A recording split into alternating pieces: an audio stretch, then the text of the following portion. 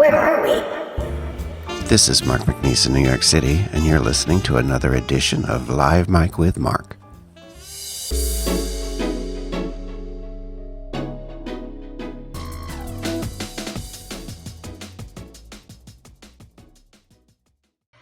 Welcome to the podcast. This is Mark, and my guest this week is author, journalist, multifaceted, multi-talented David Swatling. Now, David's on the line, but before I say hello, he grew up in rural New York, studied theater at Syracuse University, and pursued an acting career on both coasts before moving to Amsterdam in 1985. He produced arts and culture programs for Radio Netherlands worldwide and is a 3-time winner of the NLGJA Excellence in Journalism Award, among other international honors. Just so people listening know that NLGJA is the National Lesbian and Gay Journalists Association. You wrote for Amsterdam's first gay weekly Trash in the Streets and hosted Alien, a local gay radio show. You continue to blog about arts and LGBTQ issues from Amsterdam and elsewhere. Calvin's Head, which we will talk about, is your first novel, and obviously you work from elsewhere because you're not in Amsterdam. Not at the moment, no. Right now I'm in northern New Hampshire, the White Mountains. You have friends there or loved ones? Yeah, I have a close friend from college, has a little inn right next door to a summer theater, which has been running for 50 years. So it's very rural up here, very mountainous and very beautiful. But during the summer, it's a kind of a hive of activity. But in the spring and in the fall, it's a great place for me to come and write. Oh, good. I just heard an echo. My partner Frank and I have a house in rural New Jersey, so I understand being in the countryside. We go there on the weekends. We're going there Saturday, and I love it. It's 26 wooded acres. Oh, that's fantastic. Very country. There's more deer than people. Yeah, up here there are moose crossing signs. Now, there's so much that I want to ask you about.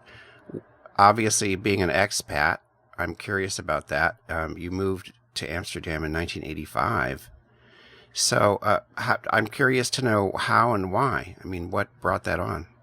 Well, I came to New York about 1975 to right from college to pursue kind of an acting career.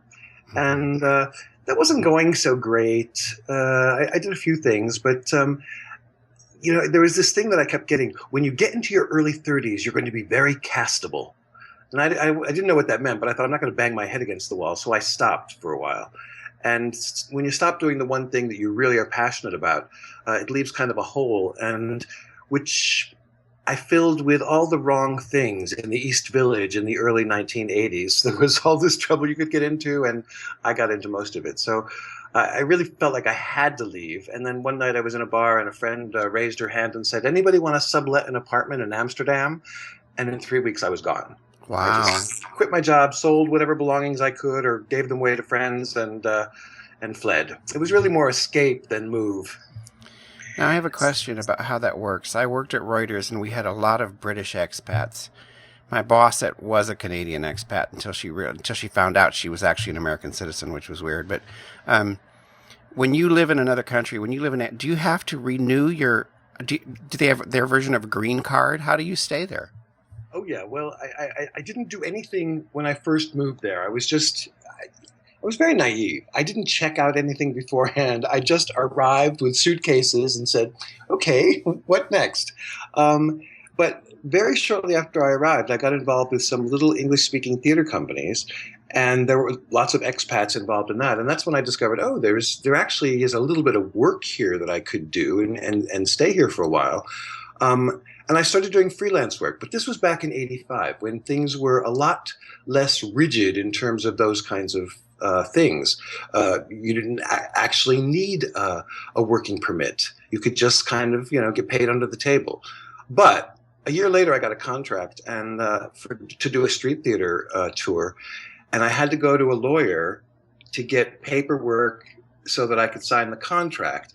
And actually, the Dutch government paid for my lawyer to get me the legal status, but they were not happy that I was there for a year without getting in touch with them as they said, how would Americans like it if a Dutch person came there? I said, no, I know. I am sorry. I just was very contrite. Now it would be virtually impossible to do that. Yeah. The laws have gotten so strict on both continents. But back in '85, things were a little freer. And that's why there were these little English-speaking theater companies full of people who were just passing through and would stop for a while, do a couple of shows, and then move on. And it's a more naive time. So do you travel on an American passport?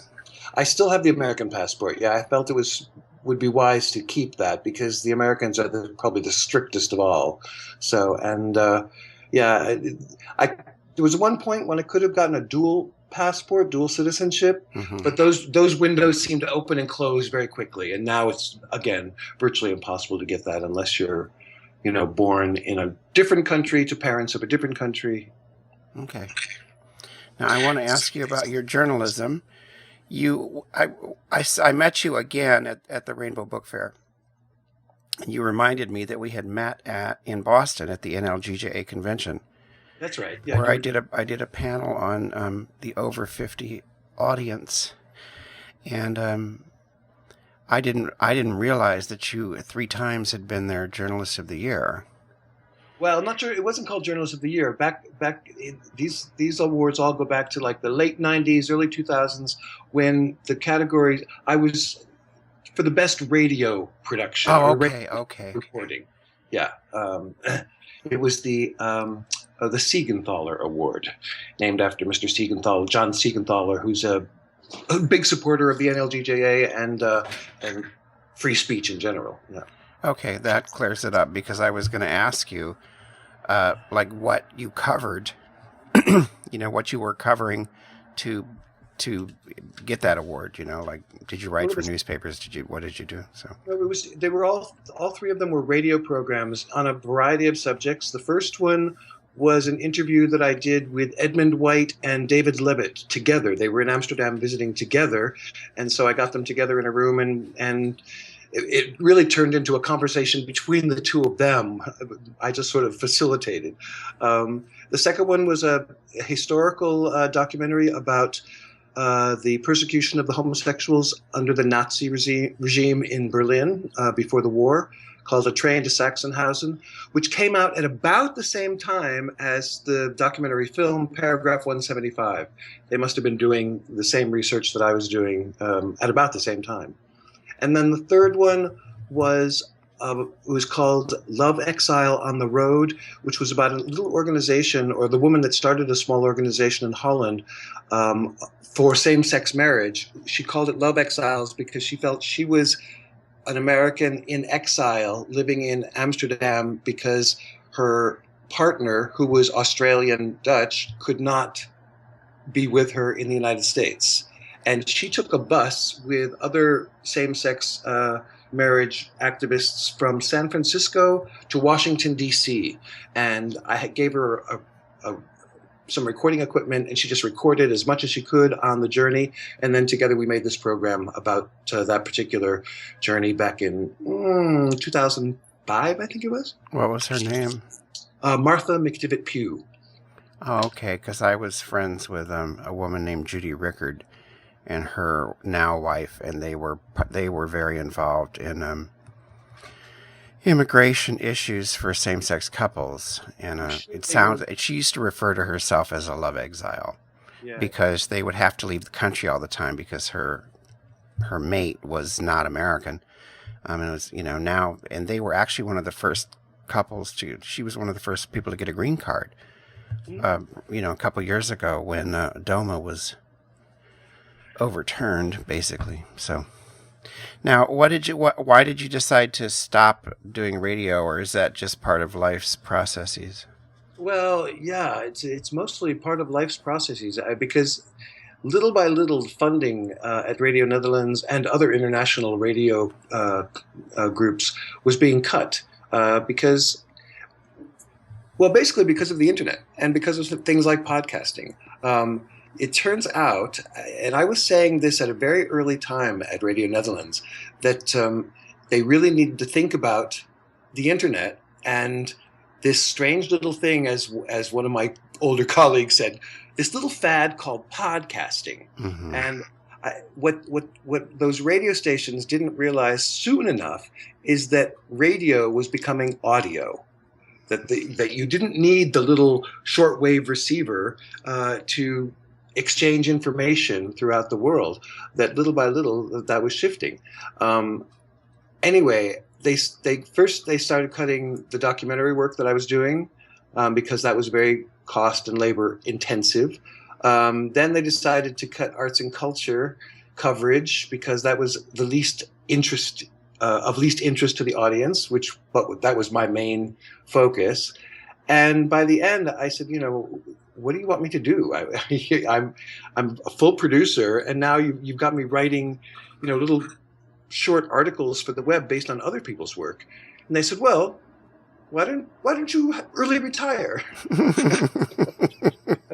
I would love to be asked that question and made like that offer. Good deal at the time, but it took a year of negotiations between battling lawyers to come to terms with what that actually meant in a country as careful about. It's very difficult to get fired in Holland once you have a job. You pay high taxes, but the rewards at the end are very good. And anyway, finally we came to terms, and I got a nice little package, and we left, even if not on the friendliest of. I mean, I had done nothing wrong at my time there, but lawyers, that's not the way that they handle those kinds of situations. So, but it worked out well for me. The whole radio station ended up closing a couple of years later, so I just sort of was on the edge before that happened, which was great because I had been wanting to pursue other things as the creative work that I was doing there had started to disappear. But I took a year off to travel, and then I was at the Brooklyn Book Festival in the fall of 2011, listening to all kinds of great people like David Rakoff and Edmund White was there. And I was really inspired. And I thought, you've been talking about writing for a long time. Now you've got time. Go home, sit down, and write. Mm-hmm. And that's what I did. Well, that's what I want to talk to you about now. I went to the Brooklyn Book Festival last year, not this year. Mm-hmm. Last year. It was really impressive. It's very amazing. Large. It's huge. It's huge. There's several events going on in every hour in lots of different venues. It's all free, and you just get to hear great authors talk. Last year, the poet Mark Doty was doing something with a illustrator. There's always. I met a Dutch author there who had been translated for the first time, whose short story I had produced in a translation a few years ago. It's just a fantastic place for writers and readers and people who love books to go and immerse yourselves in a full day of events, and it just totally inspired me. Well, once you were inspired, let's talk about Calvin's Head, which is a Lambda Literary Award finalist for gay mystery. Thank you very much. I'd like it if you could if you could describe the book for folks. But then I also want to know about what the process was, because you were telling me that it sat in a drawer and so forth, and you went back to it. So I'm very curious to hear how it ended up where it is. Well, I think I can combine those two things a little bit. Back in 1995, the summer of 1995, I found myself homeless, living in my Jeep with my dog. The circumstances were too boring to go into, but a very odd thing happened that summer. We're walking through Vondel Park one morning, right next to the Rose Gardens, which is an infamous gay cruising area in the middle of Amsterdam. And there was a crowd around this pond, and there were police tape, and police were diving in the pond, and police were talking to people in the crowd. And I said to somebody, what happened? And they said, oh, somebody's dog pulled a garbage bag out of the pond, and in the garbage bag was a human head. My first thought was, thank God, not my dog. My dog was a big white golden retriever who loved pulling things out of the water, and I thought, oh, could have been Calvin. Anyway, this idea kind of never left me because it was such a strong image. And a couple of years later, I was in a writing group, and I wrote the first couple of chapters of what would become Calvin's Head, starting with this homeless guy in the park with his dog, and the discovery of a body. But of course, I shifted the events quite a bit because he recognizes the victim as someone he once went home with, and instead of telling the police what he knows, he moves into the victim's house. And that's where the story begins, really, and starts getting crazy after that. Because, of course, if you move into the house of a murder victim, there's a pretty good chance you're going to run into a killer. Mm-hmm. So, yeah, and I, like I said, I started this back in like 98 or something. But in my imagination, as I was thinking about the story one afternoon, I saw this scene that was kind of so shocking to me that I thought, no one will believe this. This can't possibly happen. I can't write this. And that's when I just kind of put it in a drawer for 13 years. And I didn't really forget about it, but I made no further attempts to write it. And then back in 2011, when I decided to write something, this was the story that had been in my head for so long that I thought, okay, it's time to sit down and figure out exactly how this happened and what happened, and get this story out of my head so I can write another one. Now this story is sort of took on a life of its own, as it were. I just had to spray my cat because she was on the people now realize that you and I are looking at each other. We can see each other. But yes, my cat was up there and I heard her scratching at a bag up there. Now, so you finished it, and then what did you do with it? Did you immediately send it to Bold Strokes, or? No, first I left it alone for 3 months, and then I read it and I thought, oh, well, this has actually some possibilities. So I decided to apply for this Lambda Literary Emerging Writers thing that they do in California every summer. And I didn't get accepted, which I think the fiction mentor was Dorothy Allison, who's a fabulous writer who I'd interviewed once in Amsterdam. I love her.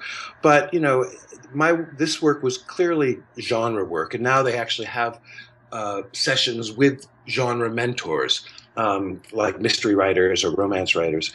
But it was fine. I decided I had a plan B in case I didn't get in, and that was to go to Thriller Fest in New York City, which is a yearly festival, weekend-long festival of mystery, thriller, suspense writers, sponsored by the International Thriller Writers Association. And that 4 days with my little first draft under my arm taught me a great deal about what I still didn't know and what I still needed to learn about both writing, the craft of writing, but also the business of writing. At that point, I wasn't on Twitter. I didn't have a website. I didn't know who I should send this to or how or why. One of the things they had was Agent Fest, which is like speed dating with agents. You walk around from table to table and you get like 2 minutes to pitch your idea, your story to agents. I did that. I had like 10 agents say, "Oh, that sounds great. Send me the material." And I did.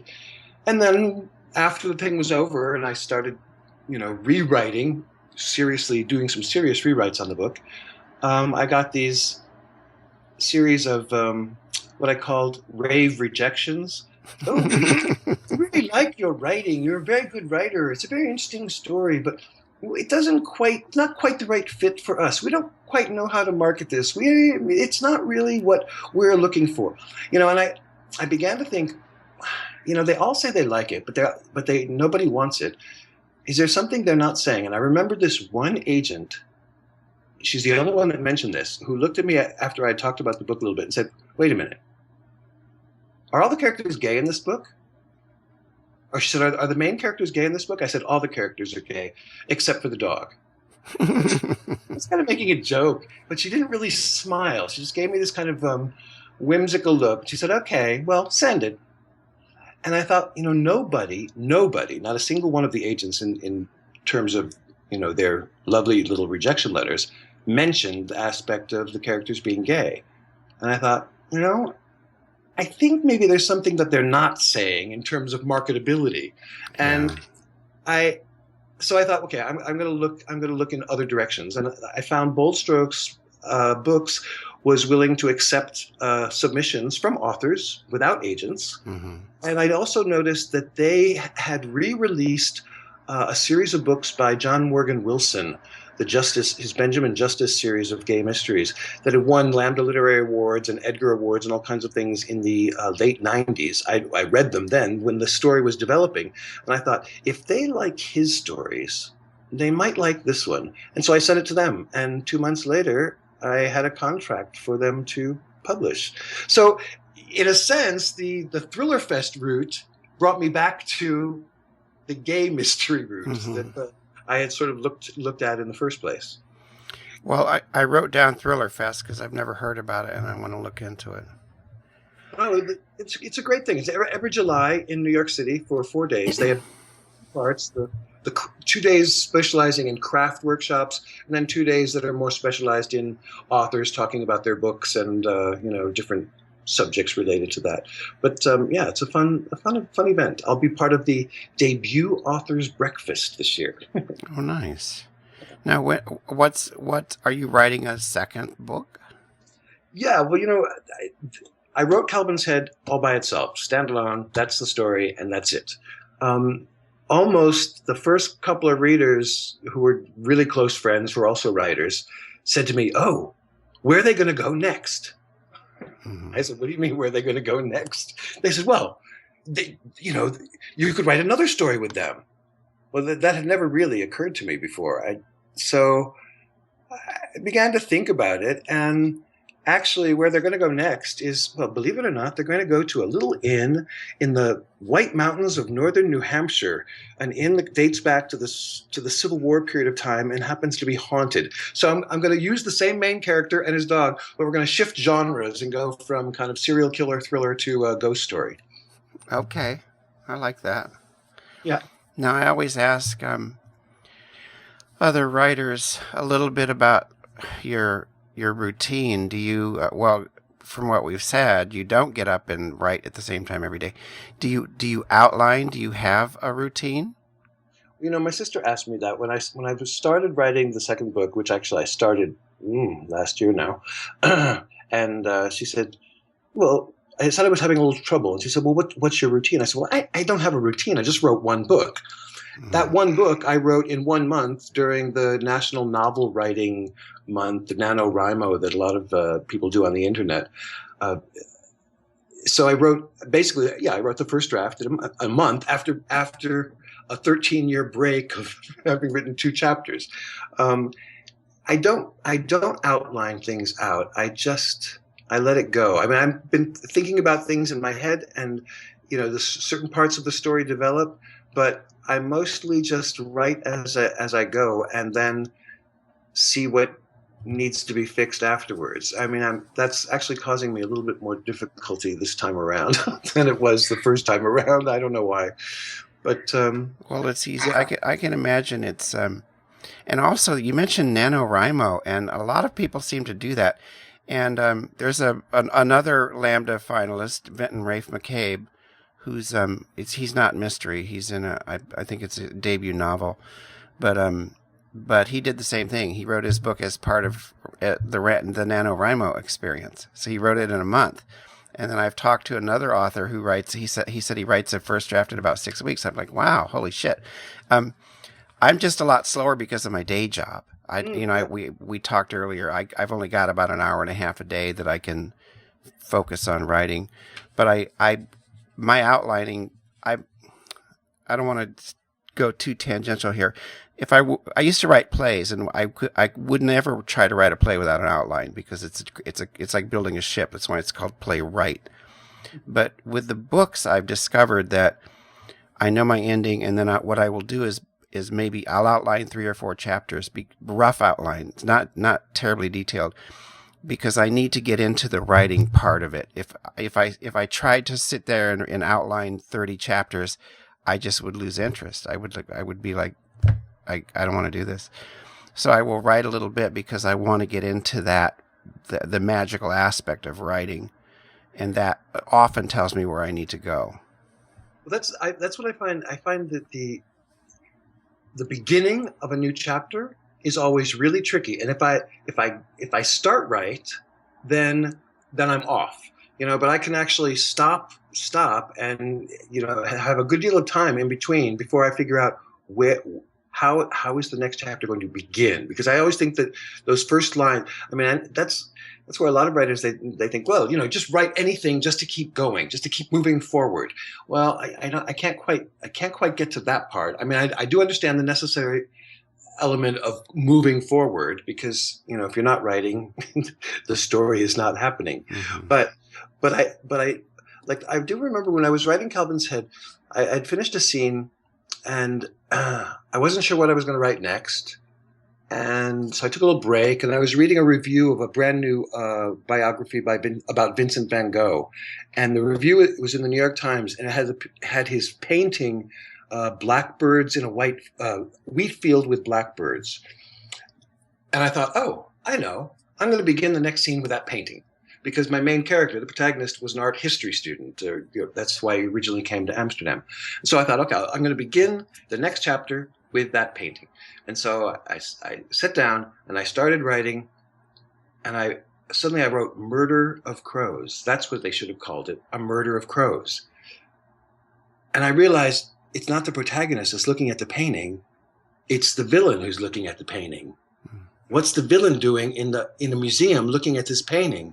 And it was just really clear that what I was writing was his point of view, not the protagonist's point of view. And I had to figure out how he got there, and what it suddenly, the whole story shifted at that moment, because even though what I had started with was a picture that I thought was being seen by one character, it turned out it was being seen by another character. I like those moments when basically the characters take over and tell you what you need to be writing next.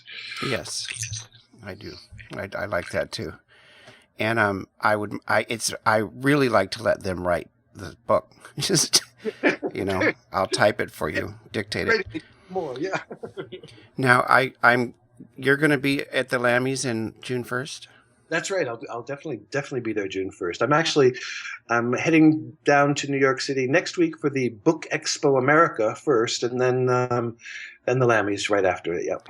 Now that Book Expo is a huge thing, but the woman who writes the book reviews that are on my website, LGBT Senior, I think that's the same one you're talking about, because she lives in Wisconsin, and she's coming to New York for this big thing at the Javits Center. I've never been there before, and it's a little intimidating. I'm going there through Mystery Writers of America have a table, and I joined their organization, so I'm going to be signing books there on Friday the 29th, I think it is. But apparently, I didn't realize it. This is really this is a big industry event, the biggest one in the States, I think, for librarians, booksellers, reviewers, bloggers. All of those people come and get copies of books that are coming out in the coming months, and there's a lot of big names represented there, and it's a huge thing. So I'm looking forward to it. I'm a little intimidated by big events like that. I don't know, this is all new to me, but I've had enough experience. I signed books with Mystery Writers of America at the Brooklyn Book Fair last fall. Didn't actually sell many books, but I was there and I was talking to people, and you sort of start to learn how to deal with these kind of events, and so the more you can go to, I think the better. Do you do readings? At some I've done readings, not in Brooklyn. It was outdoors. We were just in the booth. At this one, I'm not part of I don't know if Mystery Writers is sponsoring a panel that's doing readings. I don't know how those things work, but that's part of the thing about just going for the first time. You just sort of get an idea of how things work. It turns out every place I go, like when I went to the Rainbow Book Fair, not only had I met you before, but there were loads of writers there that I'd met before, and through them I met other people and some of the organizers, and now it's like, next year I'll know more about how those things happen, and that's basically my whole idea for this summer, is to do as many different events in as many different places as possible, and start to learn that particular side of being an author as opposed to being a writer. That's the one thing that I think that's getting in my way of writing at the moment, is being an author. Authors have to do all kinds of things that writers really don't like to have to do. Well, there's and I'll wrap it up, but there's absolutely a business to it. business side to the whole thing. You know, and it's also probably a little different for those who self-publish or have their own imprints, and some of us do. David Lennon and Marshall Thornton, they have their own imprints, but because you have to be a businessman too.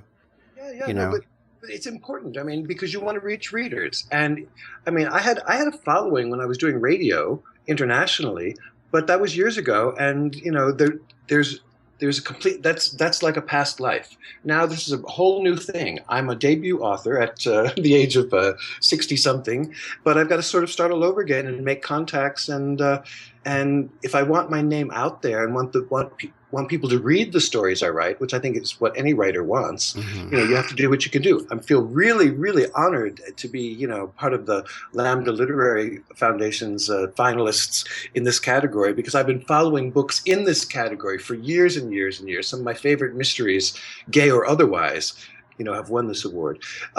Just being in that list is like a big deal that helps me as a debut author to, you know, get the next story going and get my stories out there, I hope. Well, I'll see you there, and I know that I know David Lennon's going to be there, and I don't know if Marshall Thornton, probably, but anyways, I'll be able to see some of the people on that Facebook group that we're on. Yeah, exactly. Which is very nice. Do you have a speech in case you win?